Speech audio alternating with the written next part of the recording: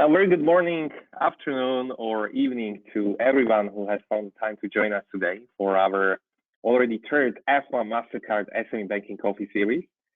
We are so glad to have so many of you attended right now our upcoming session, which is going to spotlight a bit North American market. I'm actually very excited about today's session because for the first time, I think ever, during our webinars that we had even in the past, we have three speakers, which are 100% coming from North American region and especially from USA. And I would like to thank them even in advance because two of those speakers took their night time to join us. So one directly from a small but super beautiful island of Hawaii, from First Hawaiian Bank. I think that's going to be a wonderful experience to have to hear couple of examples directly from that location, and a second one from San Francisco, where as well right now is more a nighttime than morning. It's 5 a.m. in the morning right there. So why are we meeting today online? Is the purpose to give you a couple of insights, especially from North American market, on the partnerships and the COVID-19 impact on SME banking.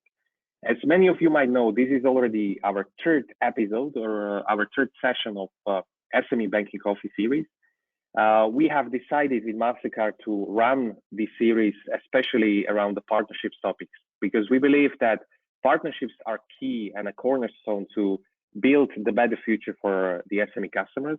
And at the same time, together, we can achieve more. And hopefully, especially during these times, these critical times that we are facing, and especially most of the clients of ours are facing, the partnerships can many times solve or help the situation that they are facing. So without any further ado, I would like to introduce today our three speakers that we have here online. So Ginger, if you can move the slide. The first speaker is coming directly from Mastercard, and this time focus and her expertise is coming especially from North American market. So first speaker will be Ginger Siegel, North American small business lead from Mastercard USA. And Ginger will be the one to guide you through today's webinars at the same time. So Ginger, welcome. We are so thrilled to have you with us. Thank you, Lucas. I'm absolutely thrilled to be here with everyone. The next speaker, as I said, is a wonderful surprise for us, and is a great gift to have Chris Dodds, who is Executive Vice President and Group Manager of Digital Banking and Marketing Group from First Hawaiian Bank. So not sure what exactly, Chris, to say to you, but fresh morning, Chris. We are so thrilled to have you directly connecting with us from Hawaii. Thank you, Lucas. I appreciate it. And our third guest and speaker will be Adrian Rosenkrantz, who is a COO from Salesforce Essentials from USA. Adrian, as well, we are so excited to have you joining us all the way from San Francisco. Appreciate it. Excited to be here. Very good to start, and I'll pass the word directly to Ginger, as she's the one being expert lead for North American region on behalf of Mastercard. So I think, Ginger, the stage is yours, and we are really looking forward to the whole content and the discussion of today. Thank you so much. And again, good morning, good afternoon, and good evening to everybody. We are thrilled to be here with you today during this absolutely unprecedented time in our history, I believe. But one of the things that gives me such great hope when I think about small businesses and the impact is that we have people on the front line like Adrian and Chris who are working every day to help small businesses through this crisis. So today, what I want to do is begin by giving you a sense of what is happening in the United States related to COVID. I know all of you are experiencing it in just some terrible ways. But again, I thought it might be interesting to highlight North America. But, you know, my belief is that there really isn't a lot of difference between a small business in New York, a small business in Venice, a small business in Poland. And so hopefully all of you can take from this not only what is happening, but even more importantly, how do we move out of what is happening into ultimately regrowing small business? So I think it's pretty obvious with what is happening that the ripple effect of potential small business failures is immense. We know that it is impacting countless lives and really the entire economic health of the supply chain. And, you know, we know that, and you'll see with some of our stats, that many small businesses are feeling very concerned, but more importantly, many small businesses may not survive. And although in the U.S., government stimulus will provide some emergency relief, small businesses will need other types of support to succeed, which is why we are absolutely thrilled today to have Chris and Adrienne to talk a little bit about their organizations and what they're doing to help. So in the U.S., we have 30 million small businesses, which represent $9 trillion in sales. The number that gives me pause is that 47% of our entire U.S. workforce in the U.S. is really employed by small businesses. And this is a number that gets scarier when you think about the number of small businesses that feel the impact of COVID. Currently, 76% of small businesses in the U.S. are already negatively impacted by the outbreak, and that number is growing. When you put these two numbers together, 47% and 76%, you can see why in the U.S. there is such enormous concern with this segment. And I guess you could say, fortunately, there is a huge spotlight on small businesses in the U.S. Unfortunately, it is a negative spotlight because of what is happening. But again, we have hope due to the partners that we have to get us all out of this. Now, again, we know that small businesses are already feeling the impact, and we expect that to continue in the months to come. Currently, 71% of small business owners in the U.S. have seen revenue decreases since pandemic-related changes began, with 28% having seen revenue decrease by greater than 50%. You know, when you think about it, that in the U.S., the average small business only has 27 days of cash on hand. And then you think about this size of revenue decrease. This is where the major concern comes in, because they don't have the resources and the bandwidth in order to help get through this. We know that due to small business in the United States, we expect, due to this economic freeze, to lose 47 million jobs. And the number I think that makes me the most, I guess, sad is the only word I can think of, is that only 38% of small businesses feel that they will survive in the current conditions for 12 months. Now, what's interesting is that Mastercard, we have always had a needs-based, customer-centric approach. And actually, the reason that I asked our panelists today, Chris and Adrienne, to join me is that their organizations as well always look at things from a customer point of view. We don't believe that the needs of small business have changed. We believe they've become more acute. And I would expect that whether it is in the US or Europe or Asia Pacific, these needs are going to be similar. So we know that just in general, small businesses have needs to be helped with time management, operational efficiency, cash flow management, acquiring new customers, access to capital, digital and technology enablement, and safety and security. I believe that these needs have really not changed, but have become more acute. So if you move now into COVID, for example, cybersecurity has really taken hold as a very critical aspect. Many cyber attacks are happening today on small businesses, even more than they were before. We know that there's an even greater need for capital access. How do we help small businesses to get online? This is something that at Mastercard we're working on, because today in the US there's actually 40% of small businesses that do not have an online presence. And we believe in the new environment, this is going to be critical. There's a strong need to reach customers with social media and marketing. And then a lot of them are looking at what will they do, even with the PPP loans that have been granted, how will those loans be forgiven and how will those loans be paid back? And so again, we believe that no matter where you are in the globe, these needs are probably going to be there for all of you and your small businesses as well. I think it's important to point out that at Mastercard in the United States, we have built great partnerships with companies like Intuit, Itemize for Mastercard Receipt Management, Microsoft, and Salesforce Essentials. And we do not believe that you have to build everything. And so we have really built partnerships with these great organizations, and you'll hear from Adrienne today around Salesforce Essentials. But we have built these partnerships to bring to the table so that our great customers like First Hawaiian Bank can leverage these. I just want to take a second to talk about how we view things.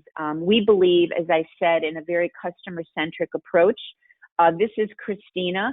Christina is a small business owner. She owns a restaurant in New York City, and she has had to shut down except for takeout during the COVID pandemic. But again, what we're concerned about is, and what does Christina think about from the minute she wakes up? When her workday starts, she's really scared. She's concerned. What does she do? So she's going to really think about, how does she think about her cash flow, her current financial position? How does she stay connected to customers? How does she address threats to her business? And then how does she find relief? So in the center, you can see the types of tools and partnerships that we've developed to help Christina with these issues. So she can get access to QuickBooks in order to help her with her financial position. She can get access to Salesforce Essentials to help her manage her sales and customer support. Again, she can get access to our ID theft protection to help keep her business safe. So we believe not just in COVID-19, but well beyond that, it is important to look at tools, not in terms of what we can sell, but what small business customers will need.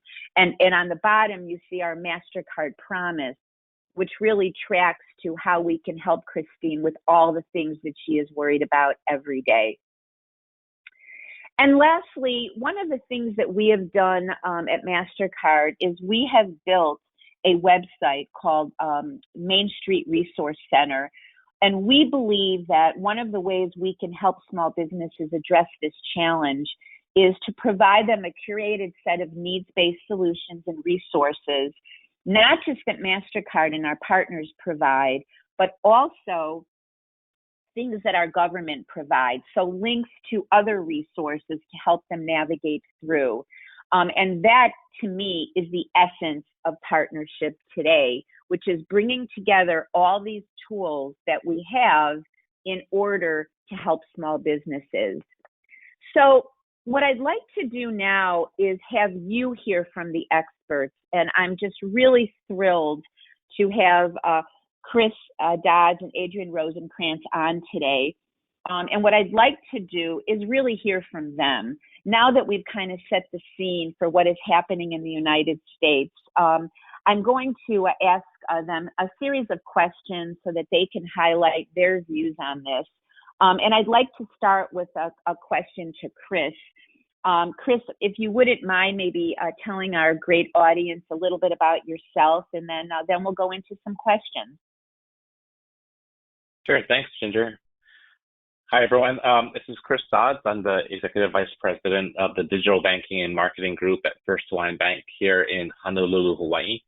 In addition to digital banking and marketing, I also manage our small business program at First Hawaiian Bank, and I've been with First Hawaiian for about 14 years now. Great. So, Chris, again, thank you for getting up so early in Hawaii. But to our audience, as I was telling Chris, we can only feel so bad for him since he's in Hawaii and we're not. But Chris, all kidding aside, Hawaii's economy is based largely on tourism, with social distancing expected to be a part of life for the foreseeable future. How can businesses, really in an experience economy, find a path forward under this new normal? Yeah, I think in Hawaii, of all the states, I think we took some of the most draconian measures in terms of limiting social distancing with the 14-day quarantine. So we've effectively shut down tourism within the state. So anyone coming into Hawaii now needs to spend 14 days under quarantine before they're allowed to leave their hotel room or leave whatever location that they're staying in. So the economy has totally shut down because of it. We're almost totally shut down because of that. But we're very, very much dependent on the tourism business, and all of our small businesses are geared towards either supporting that business or supporting the community that does support that business. And so when you look at our economy now and how, as we're trying to start to open back up, and we haven't decided to open up tourism yet or travel back into the state yet. So as we start to open up businesses, we're opening up businesses that are just really supporting our local community right now. But the ripple effect of having shut down the economy from a tourism standpoint, it has had a tremendous impact on those businesses as well. A lot of the restaurants support the tourist industry, the farms support the restaurants. The ripple effect across the entire small business community has just been tremendous. And as we start to open up some of these businesses, we're finding that it's not as simple as just saying we're open for business, because the upstream and downstream impacts have been significant. And I think when we look at the businesses that are reopening and their path forward here in Hawaii, we're very much an experiential economy.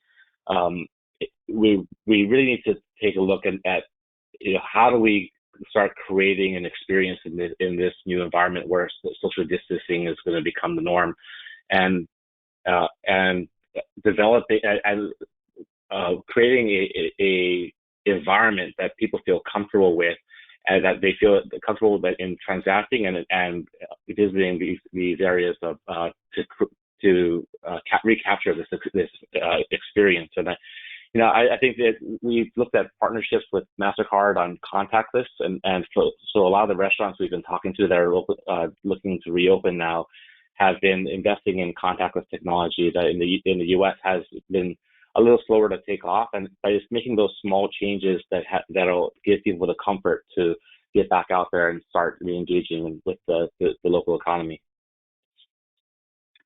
Great, thanks, Chris. And I think you bring up a really good point when you use the word comfort. I think that at least in the U.S., what we're seeing is just because you open doesn't mean people will come. And what is that level of comfort that small businesses need to create in their businesses when they reopen, I think is very critical. And, to that question, I'd like to turn over to Adrian. And first of all, Adrian, if you wouldn't mind telling our audience a little bit about yourself, and then we'll jump into some questions.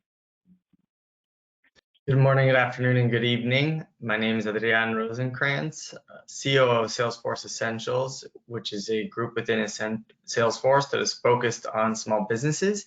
I've been at Salesforce for about 8 years, in first acquisition of Salesforces, and then subsequently in sales and marketing, always focused on the small business area. And today I now have the pleasure of being on the Salesforce Essentials team. That's great. Thanks, Adrian. And, Salesforce is an amazing organization and has really leaned in to help small businesses. And I know that you personally talk to many small businesses every day. So, as businesses across the U.S. begin to reopen, what advice do you have for small business owners, just in terms of their business, how they pivot? Would love to get your perspective. So in the United States and across the world, we're really moving into a new normal, or the next normal, if you will. And no two small businesses will have the same needs at the same time. Some are getting back to work after a business closure and are trying to stabilize. Others have been working harder than ever to stay open. Some are trying to stabilize the finances. Others are adjusting to the environment, as Chris mentioned, in social distancing, or even remote workers. We don't know exactly what the next normal is going to look like, but what will be consistent is the need to be fast, flexible, get it done with much less, and really have the business viability to adapt to new customer expectations. I was hosting a COO roundtable with small business operations leaders from across the United States. Most of them had less than 20-person companies, and they were all discussing how the way that they sell, which they really had not gotten to yet, we had this conversation a couple weeks ago, has to change, that everything was in person and they have to rethink how they even engage with their customers. But the first step was really figuring out how to communicate with them more effectively in this new world where they weren't able to be in person. And so in terms of my advice, what I'd say is that what I'm seeing and hearing from our customers is that really the key is understanding how to adapt and understanding that there's really different small businesses are going to be in different stages. And so understanding how to adapt to this new world based on the stage you are in will be the first most important thing to focus on. Yeah, Adrian, thank you for that. I think a couple of things that you just brought up, which is this concept of fast and flexible. And I think, when I think about, big business as well, there's a certain agility that's been needed in order to get through this. Like even at Mastercard, where so many of our people are working from home, and how we have really adapted to that to be able to continue to engage with our customers and with each other. And so I think that's a really great point. And I guess speaking of that, Chris, one question I wanted to ask you is, when we think about large businesses, what are some lessons from large businesses that can help pave the way for small businesses today? Because in some ways, everyone's really in the same boat. So would love to get your thoughts on that. Yeah, sure. I think, speaking from First Hawaiian Bank, this last, 2.5 months, we've, just like everybody else, we've seen just a tremendous amount of change. And I think that when we look back in a few years at March of 2020, I think we'll see this as a tipping point of an acceleration of our digital adoption, just as a people in general. And what's happened over the last 2 months, from a business standpoint and from a community standpoint, is we've digitized our lives in ways that or at a speed that we just have not seen before. In the last 2 months, we've done probably about 2 years worth of digital evolution. And when I look at our business as a larger business here in Hawaii, and what we've had to do to re-engineer our business to meet this current challenge, we've had to digitize things within a matter of weeks that would have otherwise taken over a year to do. And I think that what small businesses can look to learn from or draw a parallel with large businesses is they're going to need to be looking at their business as well, and how are they going to be able to digitize? Because I think as a people and as a community, we're not going to go back when things open up to the way things were 2 months ago. It's only going to move faster going forward. And so for small businesses to keep pace, they're really going to need to be looking at how they digitize their business, how they invest in a digital footprint, how they can invest in this new world of communicating from a digital standpoint. I don't think that we can open up our doors again and expect things to go back the way they were. And I really think looking forward and how we reshape our business around this new digital environment is going to be critical to success of small business. Thanks, Chris. And I love the comment that you made just about digital adoption in general. And, I think whether you're a very large business or a small business, this is really going to be critical. When I think about Mastercard, we didn't just focus on digital adoption because of COVID. We have been doing extensive work around our secure remote capture, card on file, a lot of different ways that people can pay from a contactless perspective. I think now more than ever, we're working to make sure that small businesses have access to these tools so that they can accept contactless payments, and not just the large or big box organizations. So I think your relationship between the large and small business is really important. And I think that each can look to the other for some of these opportunities and recommendations. So thank you for that. So Adrian, when we think about, kind of this whole concept of digital adoption, Salesforce has been that for a long time, and the tools that you provide you've been doing so for really a long time. But if you could share with us, what are some of the tools and resources that Salesforce is really using to support small businesses, not only through this crisis and recovery, but really back into growth? Yeah, so thank you for asking that question.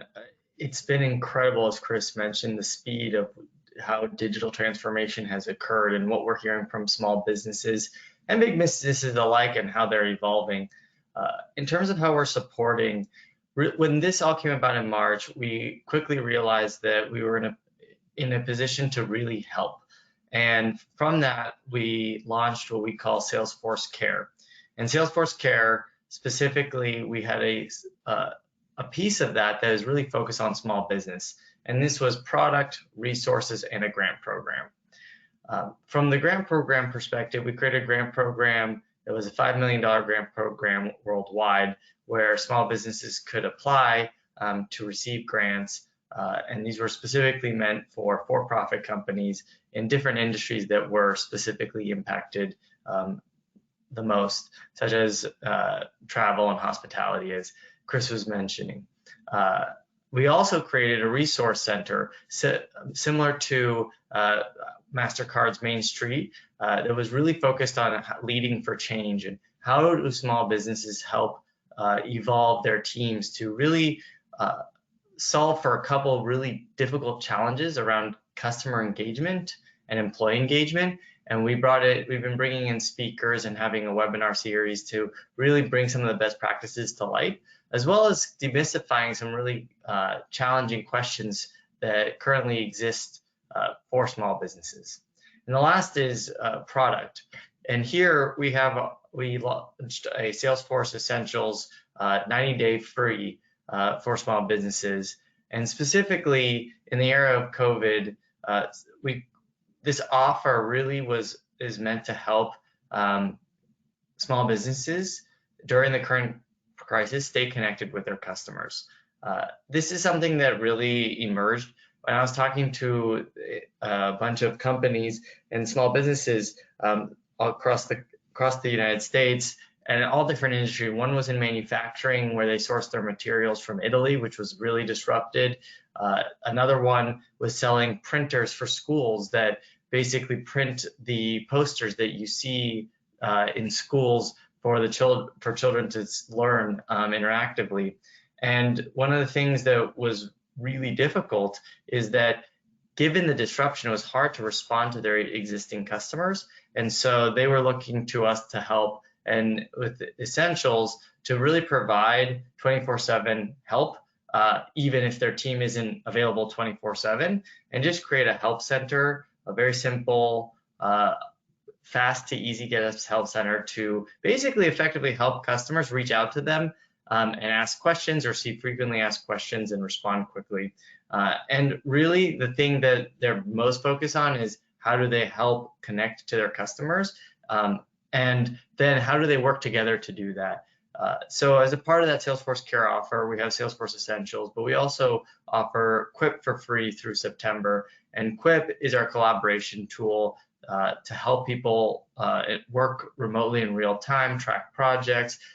It is an all-in-one Word as well as spreadsheets that just it's really focused around helping small businesses and big businesses alike focus on how they help their customers more effectively.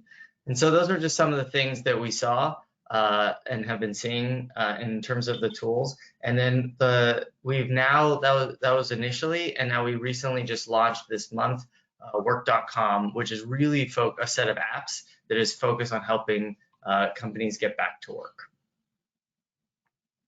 That's great, Adrian. I think it's amazing. You know, in the research that we have done in the past, one of the top things that small business owners say they need help with is customer acquisition. And I think that's really been given a new meaning with COVID, not just around customer acquisition, but communication, and also the amazing work that you all are doing in terms of your grant programs. You know, I think it's pretty obvious why we wanted to have Salesforce Essentials as a partner with us. So that's really awesome. So speaking of partnerships, so Chris, obviously First Hawaiian has built many partnerships, both in Hawaii with the communities and, you know, the partnership that we have with you. But where do you think partnerships come into play, and how can they be effective for small businesses today?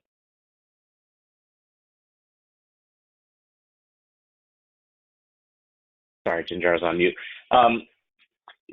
Yeah, running a small business is complicated. I've been a small business owner. My family have small businesses, and when you're running a small business, there's just you're doing a little bit of everything or a lot of everything. And in an environment like today, where you need to really reimagine your business for what things look like when we come out of this, from a digitization standpoint, from creating a customer experience standpoint.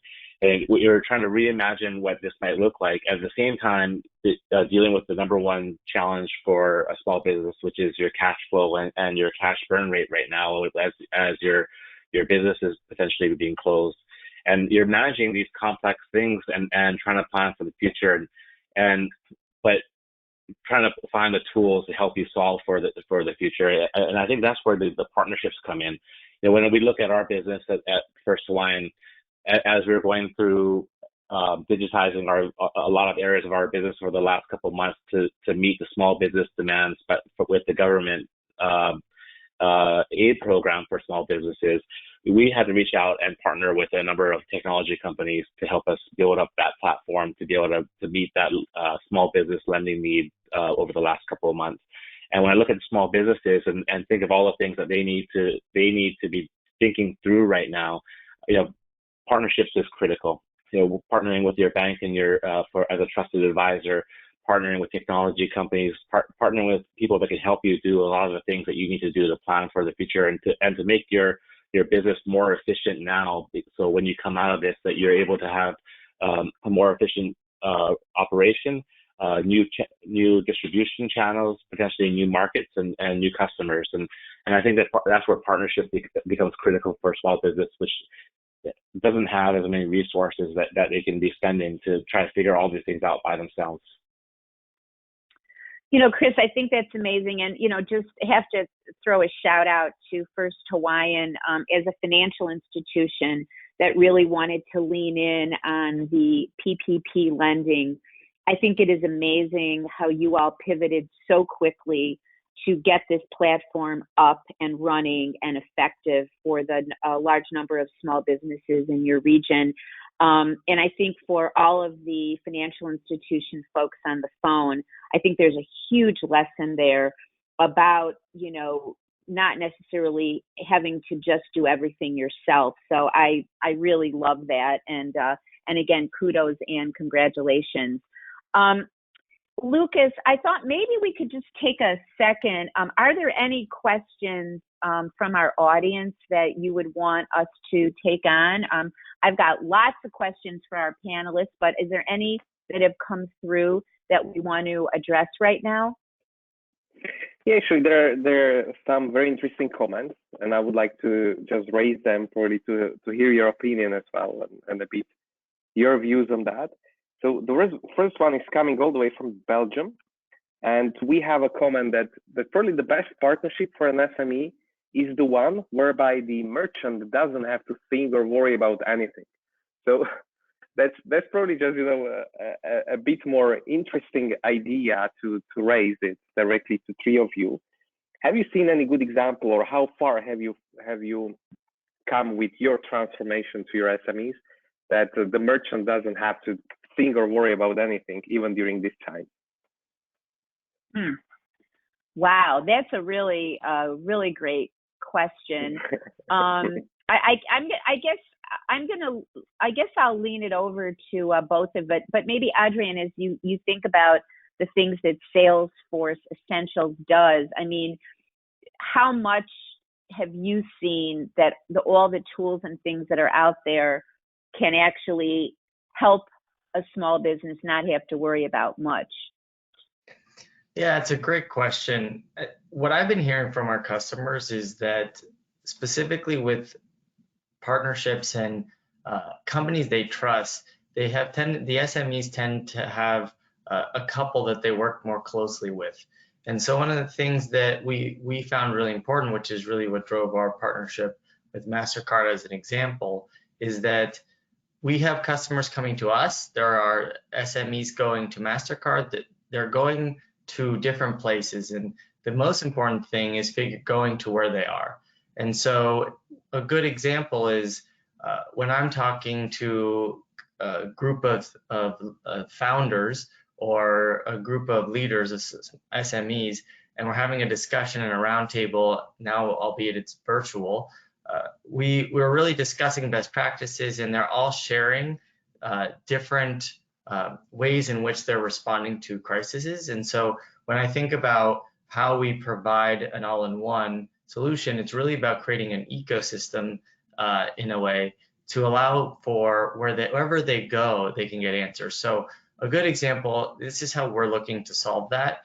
We have partnerships with Mastercard as one example. We have apps within our products similar to all the apps on your phone, so that you can install an accounting app if you need to. You can install whatever type of app that you need to work alongside your customer engagement platform.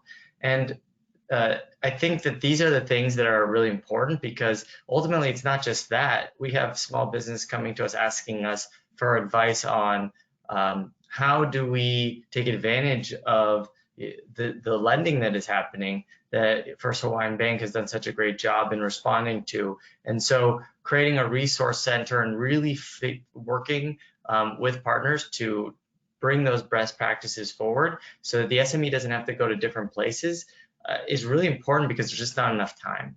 And so when I think about how to create it set up so they don't have to think about everything, it's more specifically about how do we go to where they are and provide that whatever information they need.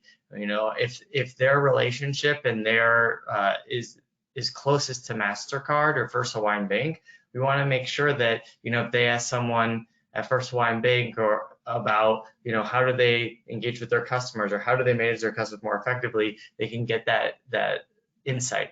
And so I think this crisis, I think, will end up driving that forward faster, because today the truth is that there's a lot of different things that a SME has to go do and talk to in different groups to really solve their problems, and an all-in-one kind of trusted resource and center that will become more and more important.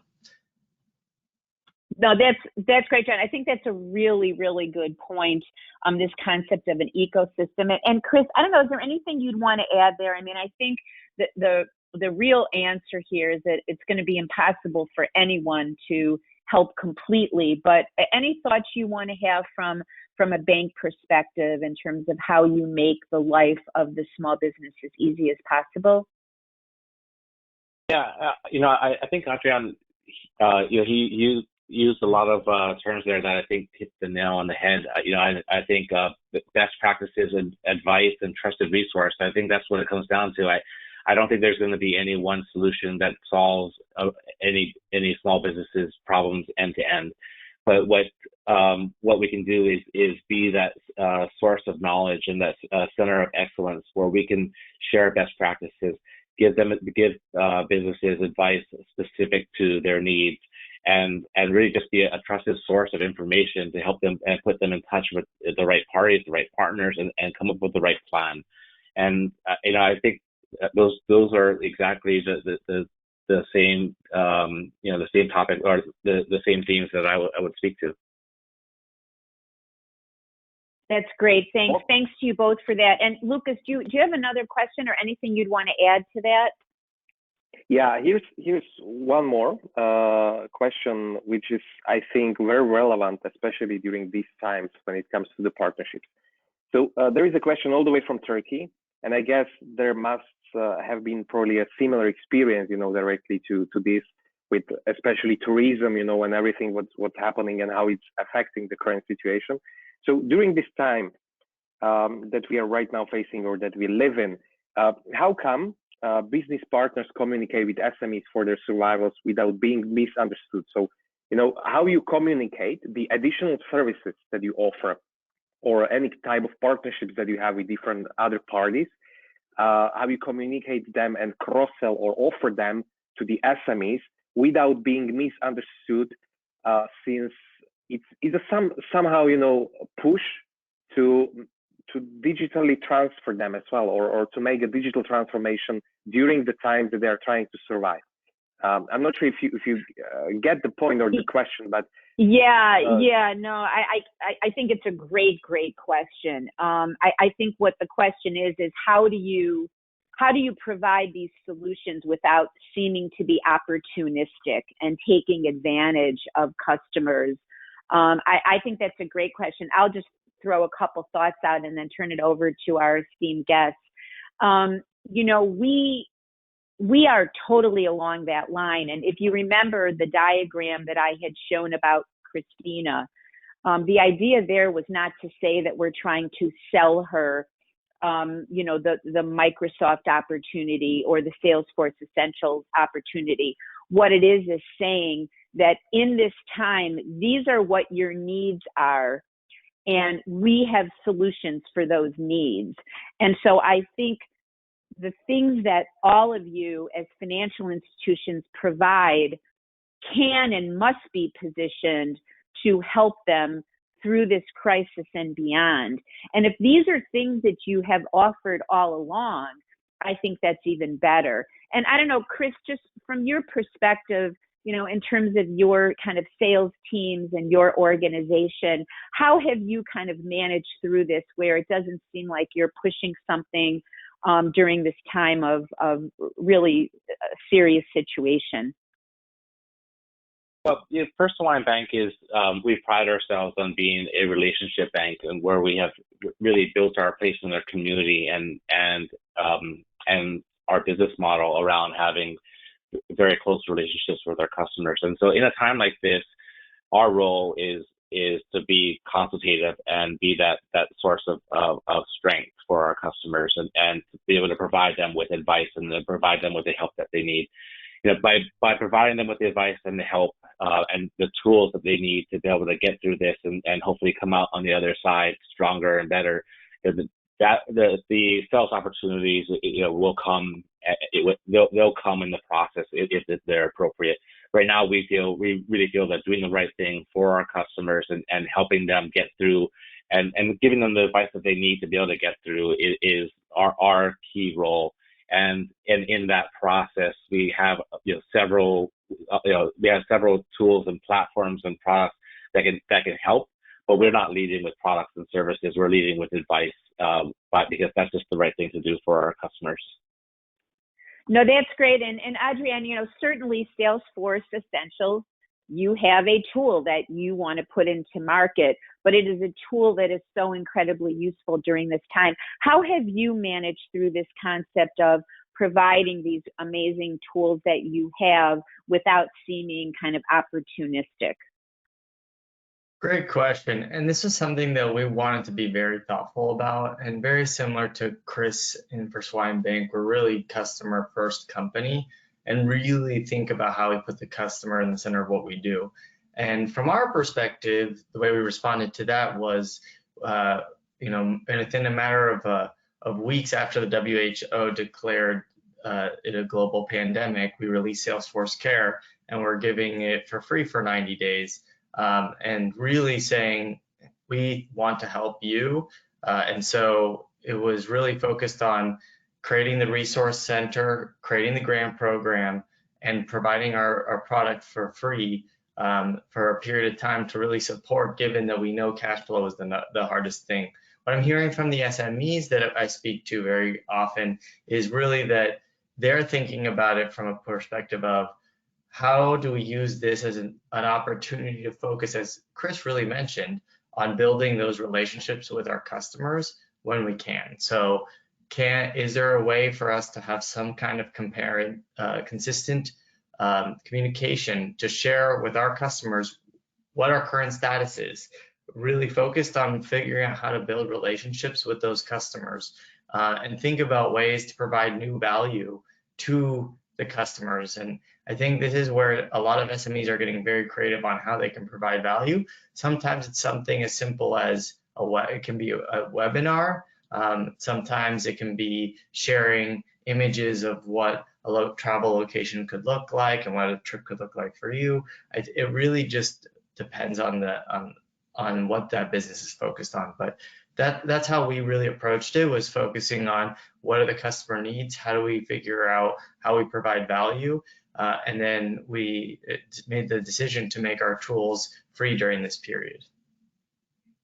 Oh, that's great. Thank you. No, I think those are great answers to this question. And Lucas, any other anything that's popped out since we've been answering this question that you'd want to further? Yeah, actually, there is one more which is very much connected with this. So there are many wonderful tools that you presented and many wonderful solutions, in partnerships that you offer directly to the SME clients. But it's often the challenge how to engage or educate the SMEs to use the available tools. So how do you prevent to overwhelm the SMEs with tools and rather stimulate to use what's available?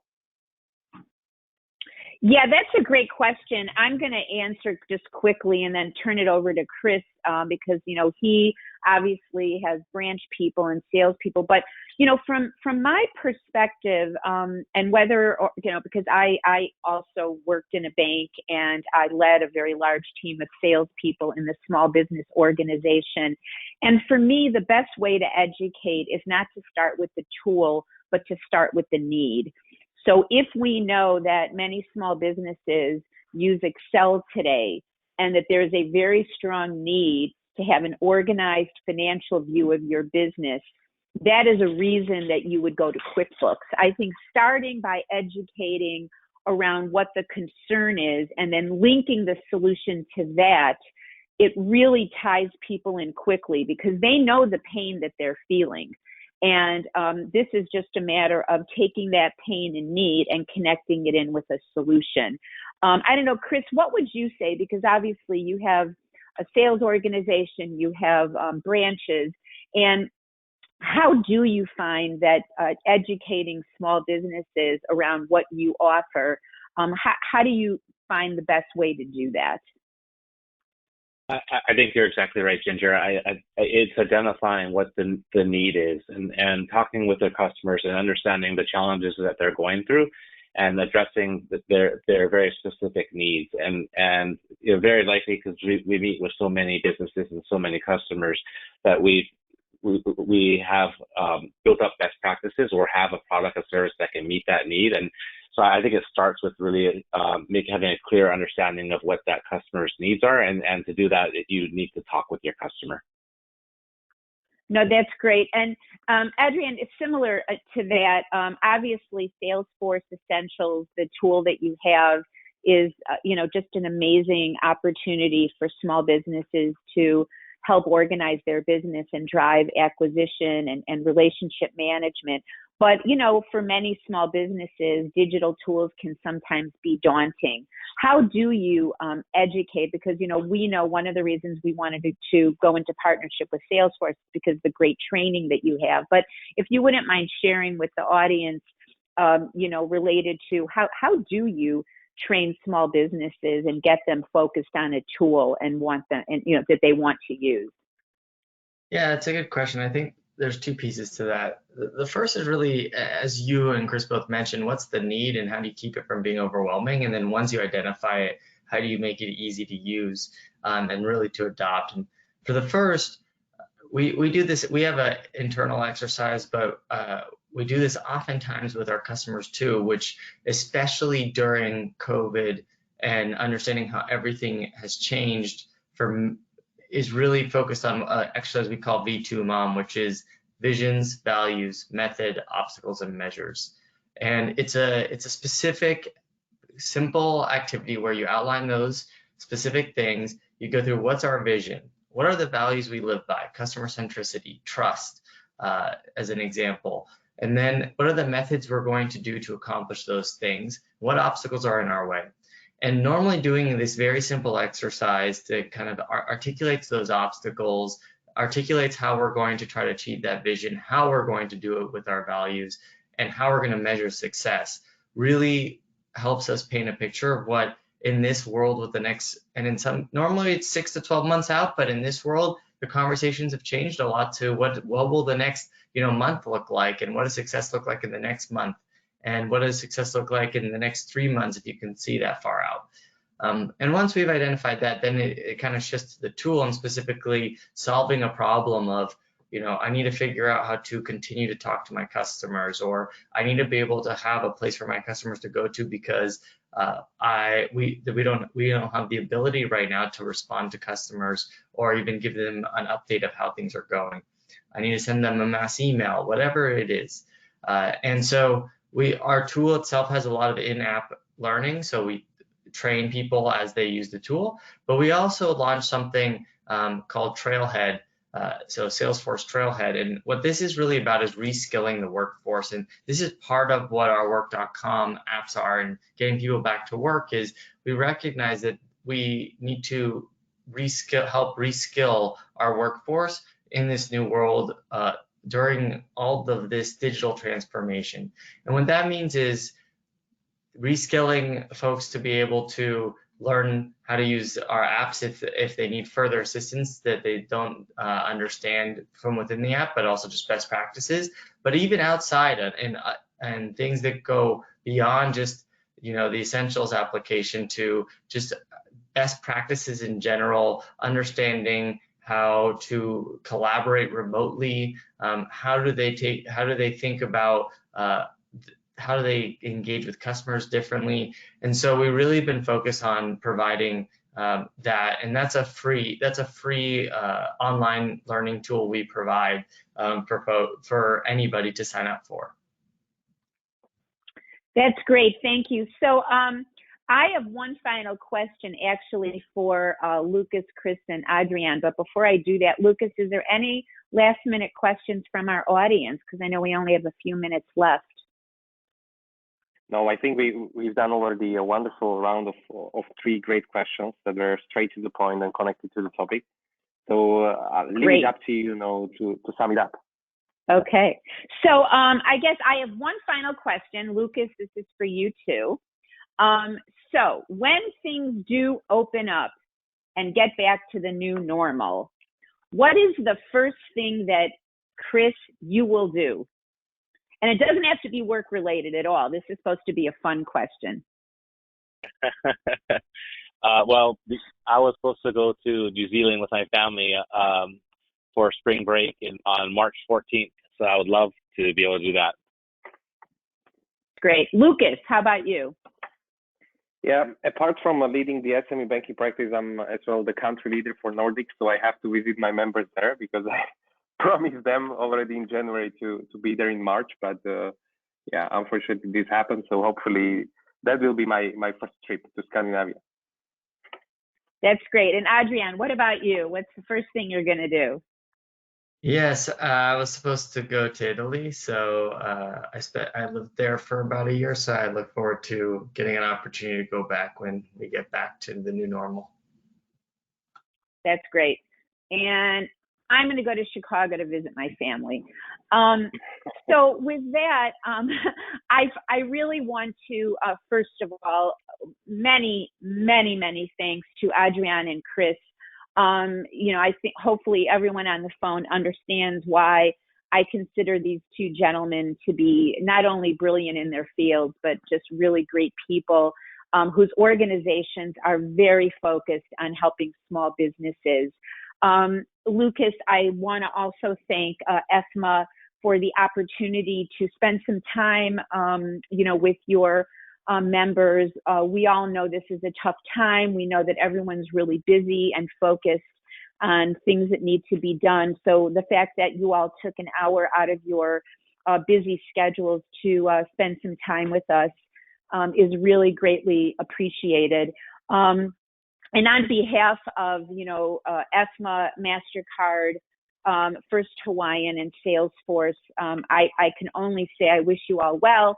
I wish that you stay safe and that you continue all the great work that you're doing in your communities around the globe. So Lucas, I don't know if you wanted to just say a final goodbye. Just super shortly, thank you so much, Ginger, for managing everything today. And I think you brought a wonderful content in the very beginning to set the right mood and for the right discussion for today's webinar.